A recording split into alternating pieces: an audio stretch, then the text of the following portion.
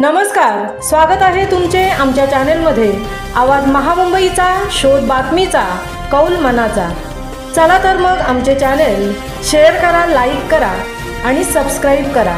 धन्यवाद। म्हसळा पोलिसांची गोवंश हत्या, मांस विक्रीवर धडक कारवाई। मांस वाहतूक विक्रीसाठी स्कूल व्हॅनचा वापर। म्हसळा तालुक्यात हिंदू समाज आणि पोलीस एकाच वेळी सतर्क झाले असतानाच पोलीस फिर्यादी होऊन म्हसळा पोलिसांनी गोवंश हत्या मांस विक्रीवर कारवाई करत आरोपींना पकडल्याचे वृत्त सहाय्यक पोलीस निरीक्षक संदीप कहाळे यांनी दिले।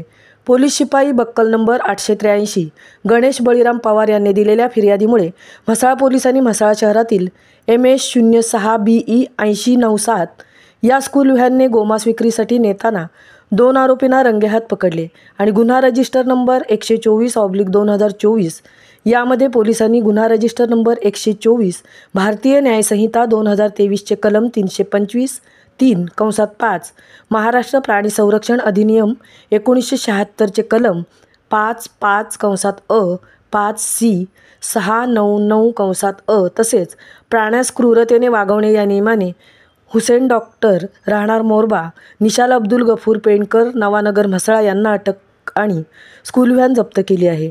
गुन्ह्यात वापरलेले स्कूल व्हॅन RTOच्या माध्यमातून कायमस्वरूपी जप्त करावी अशी मागणी पुढे येत आहे।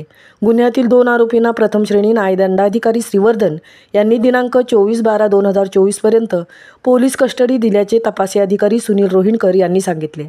सततच्या गोवंश हत्येच्या घटनेनंतर म्हसळा पोलिसांसमोर आरोपींना पकडणे आव्हान ठरत असताना म्हसळा पोलीस कार्यक्षमतेने करीत असलेल्या कामाचे कौतुक होत आहे। आवाज महामुंबईचा चॅनेलसाठी संजय खांबेटेंसह तृप्ती भोईर, म्हसळा।